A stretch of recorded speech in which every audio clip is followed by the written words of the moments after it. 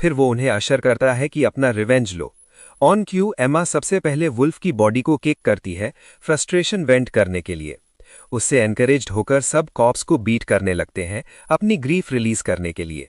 Tiny जानता था उसका दर्द पूरी तरह कभी नहीं जाएगा, चाहे वो कितना भी कुछ कर ले। फिर भी उसने वुल्फ के पैसे उन्हें ऑफर किए, कहा कि जितना चाहो ले लो। उसने उन्हें कहा कि वो गोल्ड लें और इन्व डिस्ट्रिक्ट छोड़कर चले जाएं। सब हैरान रह गए, रियलाइज करते हुए कि वो पूरी फॉर्चून दे रहा है। एमा ने पूछा कि तुम्हारा शेयर क्या हुआ, लेकिन उसने जवाब दिया कि वो पहले ही जो चाहिए था ले चुका है। उसने एम्फसाइज किया कि तुम्हें भी पैसा चाहिए, भले ही तुम अभी इसकी इंपॉर्टेंस पूरी तरह समझ नहीं पाए हो। फिर वो उन औरतों की तरफ मुड़ा जिनकी आंखों में अब ग्रीड आ गई थी। उसने उन्हें थ्रेटन किया कि अगर इस पैसे से कोई क्राइम किया या लॉर्ड के पास गए तो वूलिंग उन्हें टुकड़े टुकड़े कर देगा। स्पिरिट बीस्ट को देखकर सब टेरिफाइड हो गए।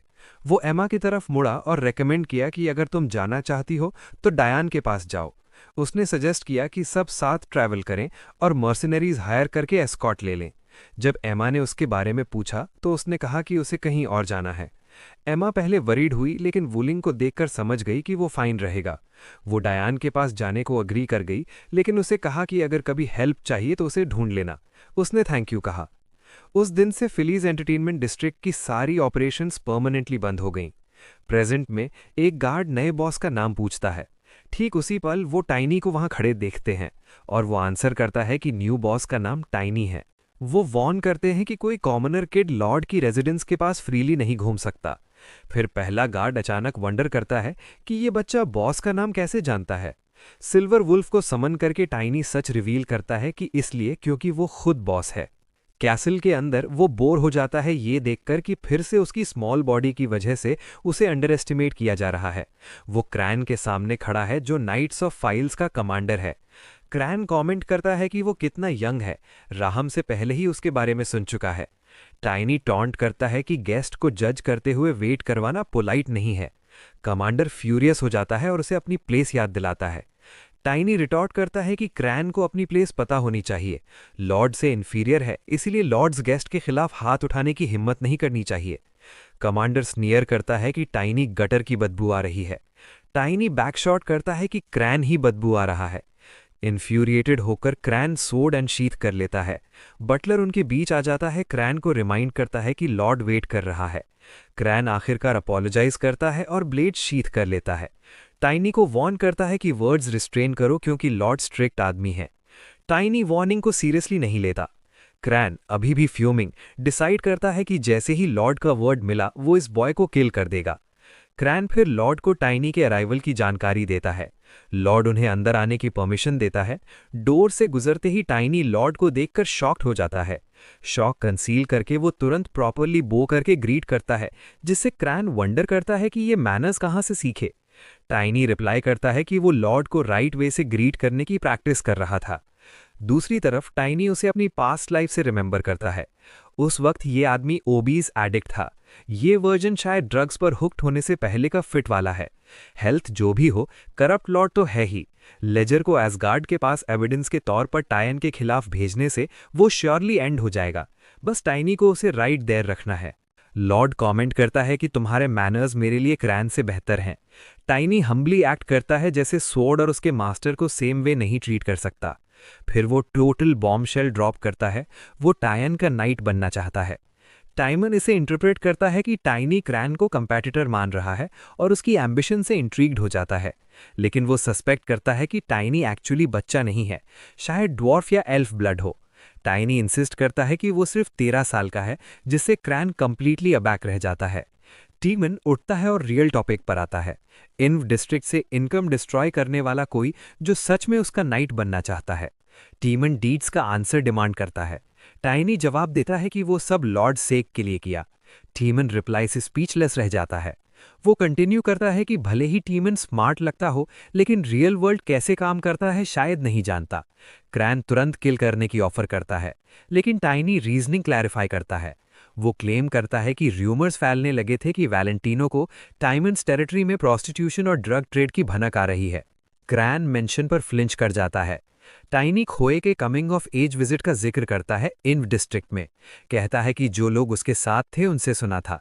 वो आर्ग्यू करता है कि मैसिव प्रॉब्लम बनने से पहले ही टाइमन्स बिहाफ पर सब सॉर्ट आउट कर दिया। टाइनी इंटरनली ग्रिन करता है, ट्रूथ को सक्सेसफुली ट्विस्ट करके, जबकि टाइमन स्टोरी वेरीफाई करने की कोशिश करता है। टीमन कॉन्टेम्पलेट करता है कि क्या एगार्ड खोए के विजिट से पहले कुछ प्लान कर रहा है। क्रैन टाइनी की एक्सप्लेनेशन को डाउनप्ले करने की कोशिश करता है, लेकिन टाइमन उसे शाउट करके स्टे आउट ऑफ इट कहता है। क्रैन इमीडिएटली अपोलोजाइज करता है। आखिरकार टाइमन टाइनी के एक्शंस की प्रेस करता है, भले ही थोड़ा रफली हैंडल किया हो। टाइनी थैंक यू कहता है, लेकिन टाइमन अभी भी सस्पिशियस है। उसे पहले ही पता चल चुका है कि टाइनी के पास स्पिरिट वुल्फ है। वो डार्कली डिमांड करता है कि क्या टाइनी ने वुल्फ के स्पिरिट स्टोन से चुराया है। हमारा लड़का ये ओवरलुक कर गया था, एक्सपेक्ट नहीं किया था कि टायन को स्टोन के बारे में एक्चुअली पता है। अगले पल वुलैंग उसके पास अपीयर हो जाता है। वुल्फ की हेल्प से टाइनी वो देख पाता है जो नेकेड आई से नहीं देख सकता। टीमन के चारों तरफ स्वर्लिंग डार्क एनर्जी, मतलब वो डार्क मेज है। टाइनी जानता है कि डीमंस पावर देते हैं उनको जो सैक्रिफाइसेस प्रोवाइड करते हैं।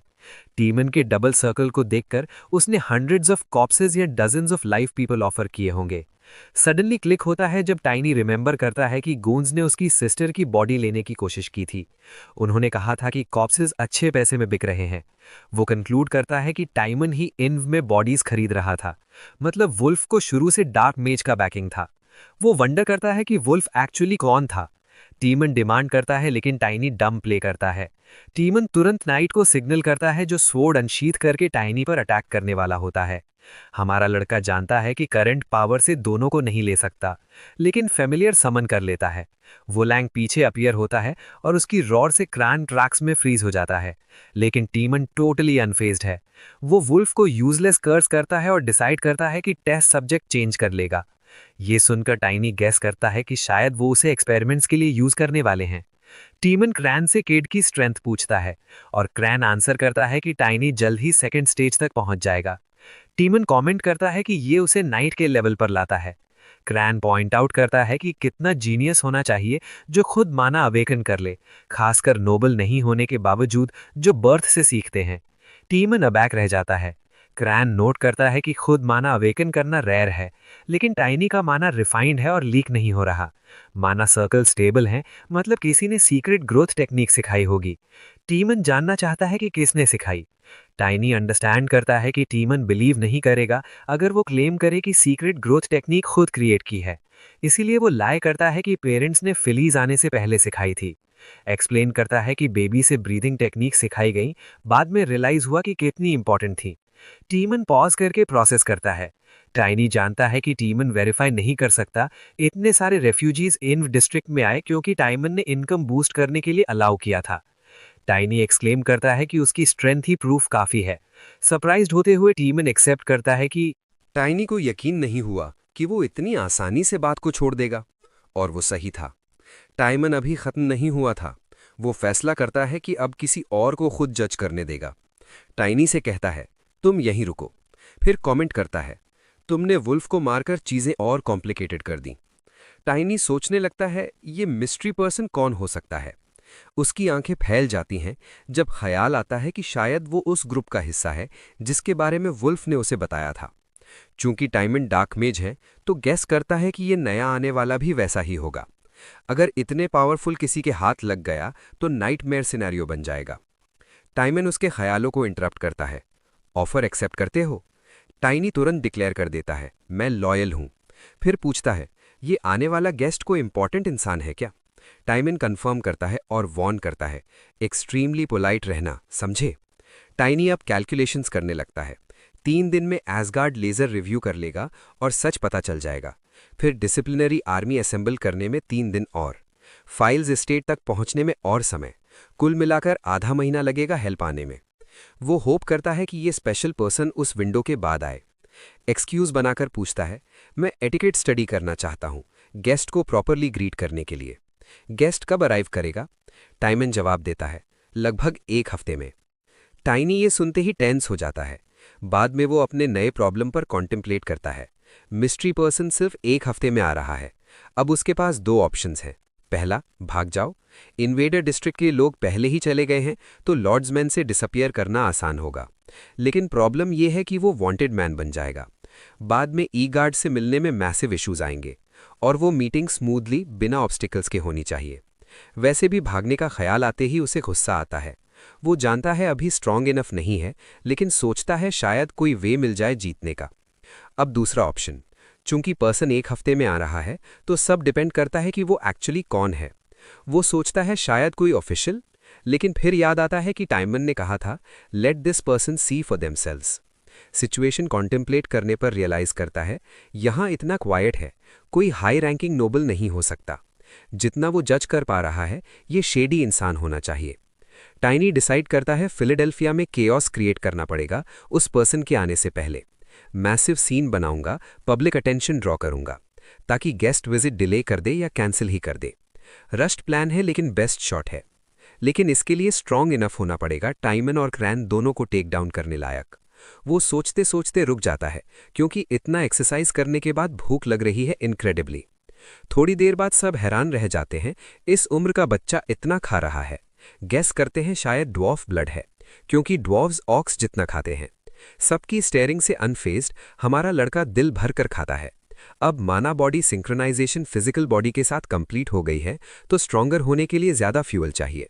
रियलाइज करता है स्पिरिट मेडिसिन या सीक्रेट एलिक्सर्स की जरूरत नहीं पड़ेगी इस पेस को मेंटेन करने के लिए। खाना बीच में इंटरप्ट होता है। सर ग्रांट नाम का नाइट आता है क्लियरली लेक्चर देने। टाइनी नॉनशलेंटली पूछता है क्या प्रॉब्लम है भाई। नाइट डिमांड करता है एल्डर्स को रिस्पेक्ट दिखाओ। टाइनी कन्विंस नहीं होता, जो सिर्फ बच्चे से फाइट पिक करने आया है उसे रिस्पेक्ट क्यों। वो फर्दर प्रोवोक करता है, कूल रहते हुए उसको कहता है इंसल्ट वाला वर्ड लेकिन स्टोरी में इम्प्लाइड।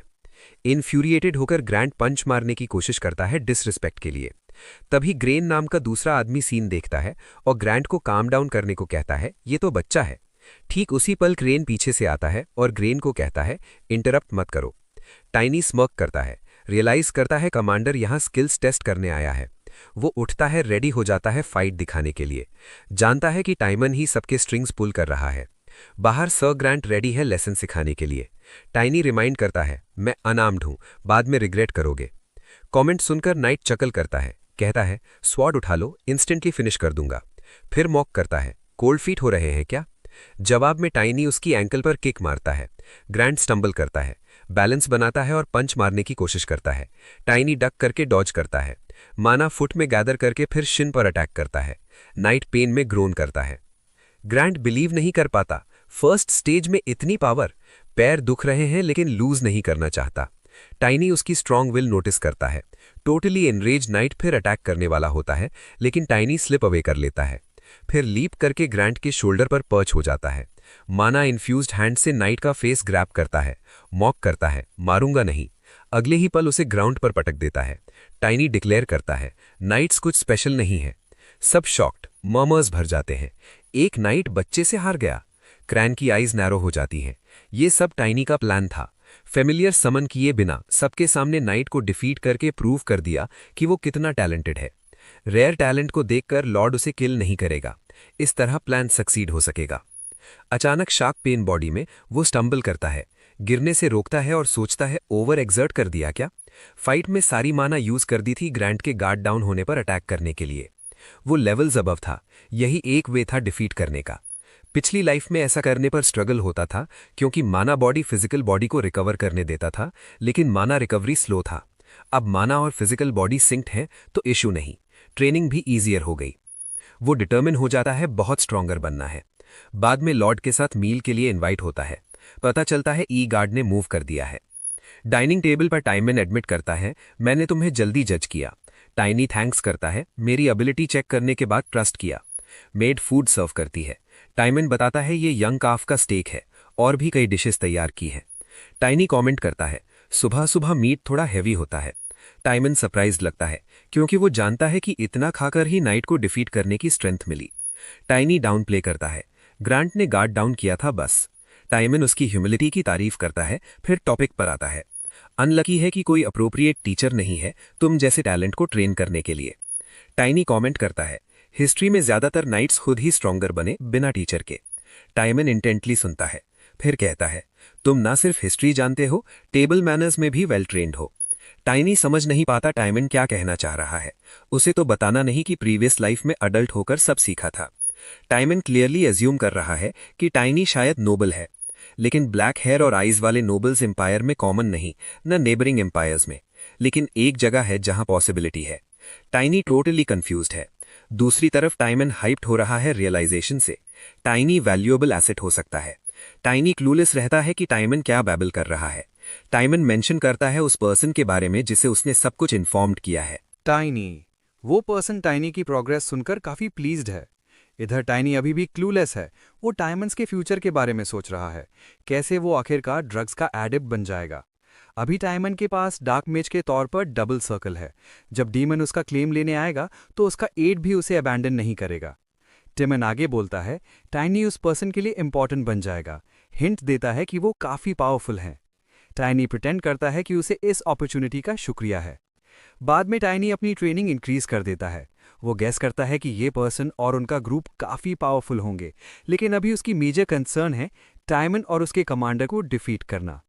टीमन 2 सर्कल मेज है और क्रैन स्टेज 2 स्किल फाइटर। शायद क्रैन टीमन से ज़्यादा पावरफुल हो, लेकिन दोनों ऑलमोस्ट सेम लेवल पर हैं, क्योंकि माना यूजर्स और मेजेस के ग्रोथ स्टेजेस सिमिलर होते हैं। पिछली लाइफ में टाइनी स्टेज 2 से ऊपर निकल चुका था। अब करंट लाइफ में उसे सिर्फ 6 दिन में करना है। 3 दिन की ट्रेनिंग से वो अपनी फ्लेक्सिबिलिटी इंक्रीज कर लेता है, वेट और पावर को कंप्रेस करके। अब एजिलिटी पिछली लाइफ से बेहतर है। बेसिक्स दोबारा सीखते हुए रियलाइज करता है कि पिछली लाइफ में कितनी मिस्टेक्स की थीं। पिछली लाइफ में ट्रेनिंग का फोकस था बिगर और मोर मस्कुलर बनना। सोचता था यही स्ट्रॉन्गर होने का तरीका है, लेकिन एक्सेसिव फिजिक प्रॉब्लम बन गया। माना बॉडी और फिजिकल बॉडी के बैलेंस को ब्रेक कर दिया, इतना लार्ज होकर। अब वो मिस्टेक रिपीट नहीं करेगा। रियलाइज कर चुका है कि बिगर होना मतलब स्ट्रॉन्गर होना नहीं। तभी पास के सोल्जर से गैस्प सुनाई देता है। ग्रांट के साथ फाइट देखने के बाद वो उसे अवॉइड करने लगे हैं। उनकी रिएक्शन से टाइनी सैटिस्फाइड है। इन 3 दिनों में वो ज्यादातर बस खाता और ट्रेन करता रहा। इधर सबकी इंटरेस्ट उसमें कम हो गई, जो उसे फाइन लग रहा है। अभी क्रैन आता है उसे आर्मरी एस्कॉर्ट करने। बताता है टाइमन चाहता है कि तुम्हारे पास प्रॉपर वेपन और आर्मर हो। क्राइम सॉर्ड देखकर टाइनी स्माइल करता है। अब टाइम आ गया है अपना सॉर्ड लेने का। आर्मरी के बाहर क्रैन रिमाइंड नहीं भूलता, लॉर्ड का शुक्रिया अदा करना। अंदर टाइनी वेपन्स और आर्मर चेक करता है। आर्मर सेट्स उसके टाइनी बॉडी के लिए अनफिट हैं। वेपन्स में कोई वॉर हैमर या मेस नहीं, सब यूजलेस उसके लिए। फिर क्रैन को प्रोवोक करने के लिए टॉपिक उठाता है, शायद मुझे भी क्रैन स्वॉर्ड जैसा कुछ मिल जाए। क्रैन स्मर्क करता है और रिप्लाई देता है, मेरा स्वॉर्ड ऑर्डिनरी नहीं है, फेमस वेपनस्मिथ रॉजर्स ने बनाया था, अब ग्रियस कहलाता है।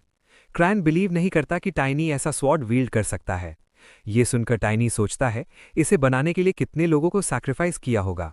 टाइनी प्रोवोक करता है, मैं ज़्यादा टैलेंटेड हूं, तो हाई क्वालिटी स्वॉर्ड मुझे ज़्यादा सूट करता है। क्रैन इतना फ्यूरियस हो जाता है कि उसकी रोर आर्मरी के बाहर गार्ड्स तक सुनाई देती है। अंदर टाइनी चैलेंज करता है कंपटीशन के लिए, प्रूव करने के लिए। स्वॉर्ड ग्रैब करके स्टेक्स रेज करता है, अगर मैं हारा तो तुम मुझे किल कर सकते हो। टोटली मैड होकर क्रैन स्वॉर्ड रेज कर लेता है टाइनी के खिलाफ। आर्मरी के बाहर सब सुनते हैं टाइनी की प्लीज क्रैन से कि फ्यूचर में ऐसा कुछ नहीं करूंगा। थोड़ी देर बाद बहुत इंजर्ड टाइनी बाहर आता है। सब पिटी करते हैं, अज्यूम करते हैं क्रैन ने पीट दिया। एक गार्ड विस्पर करता है, रूमर्स हैं कि क्रैन को ग्रज है टाइनी से, क्योंकि टाइनी न्यू कमांडर बनना चाहता है। मेड विस्पर करती है क्रैन ने लाइन क्रॉस कर दी, भले ही टाइनी से हेट हो। एनीवे, वो उसे अकेला छोड़ देते हैं। आगे बढ़ता है तो दूसरी मेड्स भी उसे ऐसे देखती हैं। वो सेम स्टोरी बताता है, क्रैन ने किया। वो रेस्ट लेने को कहती हैं। टाइमन्स चेंबर में बटलर उसे वाइन सर्व करता है। वो सैक्रिफाइसेस के बारे में पूछता है। बटलर इन्फॉर्म करता है एवरीथिंग रेडी है। पूछता है क्या वुल्फ के मैन को फिर सैक्रिफाइस में लिया। सबऑर्डिनेट कंफर्म करता है। वो सोचता है टाइनी ने इन्वेडर डिस्ट्रॉय कर दिया। सर्विन को डिसमिस करता है और टाइनी के बारे में सोचता है। ओवरऑल बॉय के क्रू इंटेंशन ज्यादा नहीं पता, लेकिन गुड यूज कर सकता है। गेस्ट आएगा तो टाइनी की ब्लड लाइन कन्फर्म हो जाएगी। प्रॉब्लम यह है, अगर सस्पेशन गलत निकला, टाइनी उस स्पेसिफिक फैमिली से नहीं है, तो सुपीरियर्स वुल्फ के साथ जो हुआ उससे हैप्पी नहीं होंगे। फिर टाइनी और वो वुल्फ का सुपरवाइजर दोनों पनिशमेंट के कगार पर होंगे। लेकिन खुद को कंसोल करता है टाइनी के बारे में जो जानता है उससे। टेबल मैनर्स से लेकर नाइट को डिफीट करने की स्ट्रेंथ तक कॉमनर में इतना नहीं होता, कितना भी टैलेंटेड हो। वो श्योर है कि टाइनी प्रेस्टीजियस फैमिली से है जिसका सस्पेक्ट कर रहा है। ब्लैक हेयर और आइज से रिमेनिंग सस्पेशन कंफर्म हो जाता है। एविडेंसेस से सैटिस्फाइड है। गेस्ट के अराइवल के बारे में सोचते हुए लेट जाता है। अचानक मैजिक में अलार्म फील करता है। इरिटेटेड एक्सप्रेशन के साथ उठता है, जिसने मीन डिस्टर्ब की सैक्रिफाइस कर दूंगा। अगले ही पल देखता है टाइनी क्रैन स्वॉर्ड से उसे स्टैब कर रहा है। कुछ समझ पाता उससे पहले डेड हो जाता है। टाइनी उसे वैसे ही छोड़ देता है। अगली सुबह मेड जो टायॉन को जगाने आती है उसे डेड देखकर श्रीक कर उठती है। बाद में राहम इन्वेस्टिगेट करने आता है। शॉक्ड होता है कि टाइमन डार्क मेज था। प्रीस्ट से कंफर्म किया जो अब चला गया। डार्क एनर्जी सेंस कर रहे हैं, पैरिश को रिपोर्ट करेंगे। ग्रेनाड करता है रॉयल इन्वेस्टिगेशन टीम भी जल्दी आएगी। सब नोटिस करते हैं बॉडी वीक से डेड लग रही है। एक्चुअली डार्क मेज की बॉडी फास्टर रॉट होती है।